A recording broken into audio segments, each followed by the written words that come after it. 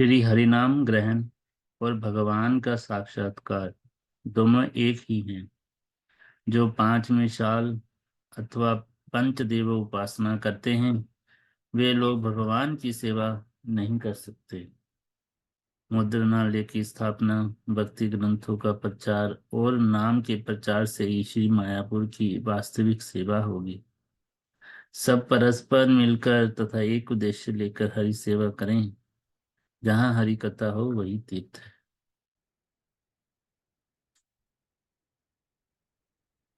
प्रश्न: भगवत तत्व किस रूप में प्रकाशित हैं? उत्तर: ईश तत्व पांच प्रकार से प्रकाशित हैं। परतत्व, व्यूह, वैभव, अंतर्यामी और अर्च। ये सब प्रभु तत्व हैं। इनके अतिरिक्त सभी वश्य तत्व या सेवक तत्व हैं। प्रभु सेवक मंडली की सेवा ग्रहण करते हैं। प्रत्येक ईश तत्व का अपने अपने सेवकों के साथ आदान प्रदान है। ईश्वर जिनके ऊपर ईशिता यथा प्रभुत्व करेंगे, उन लोगों के ना रहने पर ईशिता कार्य नहीं होता है। इसीलिए प्रत्येक ईश तत्व के सेवक हैं। पहले अर्चावतार की पूजा उपकरणों द्वारा होती है। मानस पूजा के द्वारा अंतर्यामी की पूजा होती है। इसके बाद राम आदि वैभव अवतारों की पूजा है। श्री राम अवतार में हनुमान और सुग्रीव उनके सेवक थे। वैभव अवतार की पूजा तभी संभव है जब वे सेवकों को दर्शन देते हैं।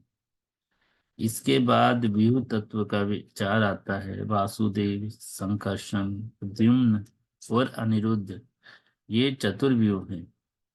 इनके बाद पर तत्व श्री कृष्ण की बात आती है।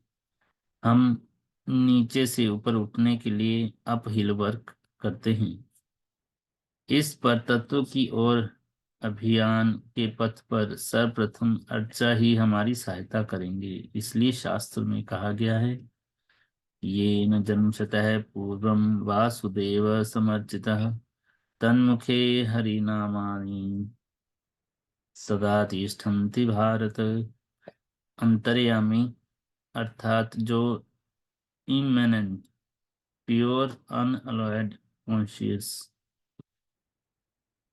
कॉन्साइंस यथा सर्वव्यापी विशुद्ध अविमिश्रित अंतःकरण, वे ही चैत्य गुरु हैं। अंतर्यामी is an eternal entity, but he is not an outside entity. Krishna को भूलकर हम इस जगत में आए हैं। We have come far off from our eternal home, we are to go back there. हम अपने शाश्वत ग्रह से बहुत दूर आए हैं, हमें वहां वापस जाना होगा। Our first aid is Archa, second Antaryami, third Vaibhav, fourth Vyu, fifth परतत्व।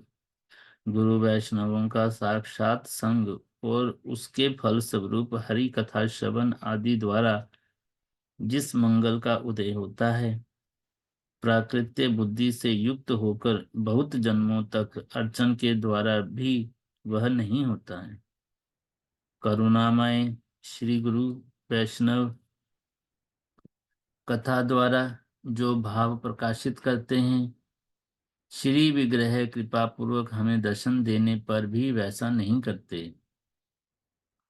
जो अंतर्यामी भगवान हैं वे भी हमारे साथ बातचीत नहीं करते। शास्त्र में कहा गया है, शिक्षा गुरु के त जानी कृष्णेर स्वरूप, अंतर्यामी भक्त श्रेष्ठ ए दुई रूप।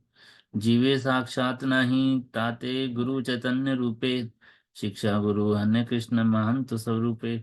अंतर्यामी ईश्वरेर एरिति है, बाहिरे न कहे वस्तु प्रकाशे हृदय। श्री चैतन्य चरितामृत। वैभव तत्व श्री राम आदि अवतार गण जीवों के साथ बात करते हैं, उपदेश देते हैं, शासन करते हैं एवं उनके मंगल अमंगल का निर्धारण करते हैं। व्यू तत्व के कार्य भिन्न भिन्न हैं। एकमात्र वस्तु पर तत्व ही चार प्रकार से प्रकाशित होते हैं। ईश्वर के अनुग्रह से ही ईश तत्व ज्ञात होता है। शास्त्र में कहा गया है, ईश्वरेर कृपालेश हरित जहारे से ईश्वर तत्व बुझी बारे पारे। हम सोचते हैं कि अर्चा या श्री विग्रह इनएनिमेट यथा निर्जीव है, परंतु वास्तव में अर्चा अवतार जड़ वस्तु नहीं है, वे सच्चिदानंद विग्रह हैं। भगवान श्री गौरांग देव ने कहा है, ईश्वरेर श्री विग्रह सच्चिदानंदकार से विग्रह कहे सत्व गुणेर विकार। श्री विग्रह जे न माने से ते पाषंड, अदृश्य स्पर्श से है यमदंड।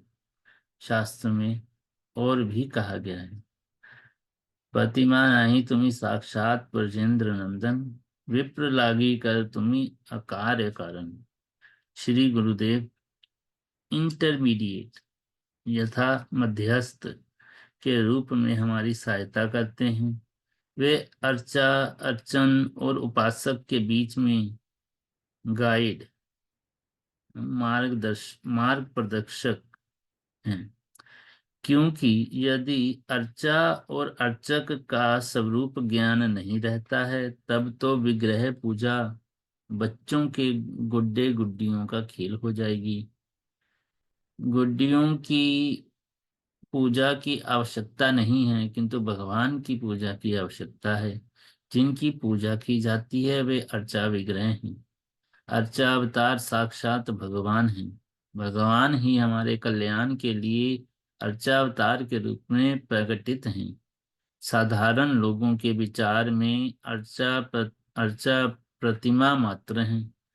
प्रतिमा ना चलती है, इनिशिएटिव ले नहीं सकता, अपने आप कुछ नहीं कर सकता, किंतु यह उन लोगों की भ्रांति है। शुद्ध भक्त का संग होने पर उनकी यह भ्रांति दूर हो जाएगी। पर तत्व का सब कुछ श्रवण कीर्तन के ऊपर निर्भर करता है। इसलिए शास्त्र में कहा गया है, रामंड भ्रमिते कौन भाग्यवान जीव, गुरु कृष्ण प्रसादे पाए भक्ति लता बीज। माली है आसे बीज करे आरोपण, श्रवण कीर्तन जले करे से सिंचन। श्री गुरुदेव के कीर्तन करने पर अन्य सभी श्रवण करते हैं, परंतु आज के जगत में इसका उल्टा नियम हो गया है। किराए के कथावाचक और पाठक स्वयं श्रवण ना करके, अर्थात शिष्य ना होकर, गुरु के आसन पर बैठकर स्वयं कीर्तन करने के लिए व्यस्त हो रहे हैं।